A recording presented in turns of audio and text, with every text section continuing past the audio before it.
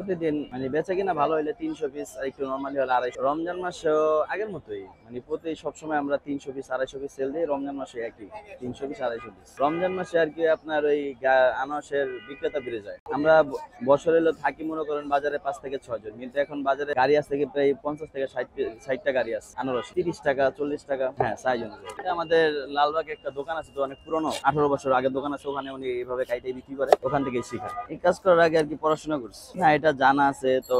লাভও ভালো হয়, অল্প পুঁজিতে লাভ ভালো হয়, প্রতিদিনের টাকাটা প্রতিদিন পাওয়া যায়, এই সংখ্যাটা ভালোই চলে। আর এই জন্য আনারসি 12 মাসে আনারস বিক্রি। কারণ বাজারে এখানে শীতের ভিতরে আনারস বিক্রি করি, গরমের ভিতরে সব সময় আনারসি বিক্রি করি, সারা বছরই আমি এখানে আনারস বিক্রি করি। এই কাজ আমার আব্বু থেকে শেখায়। হ্যাঁ, আব্বু এটাই বিক্রি করে পুরান ঢাকায়। সকাল 10টা থেকে শুরু হয়, রমজান মাসে সকাল 10টা থেকে আস্তে আস্তে নিয়ে যায়, বিকালের পরে কাইটা কেটে নেয় আনারস। কারণ বাজার থেকে রাত্রে এগুলা আসে, আমরা সকালবেলা কিনে তারপর দোকান লাগাই 10টা বাজে 9টা বাজে।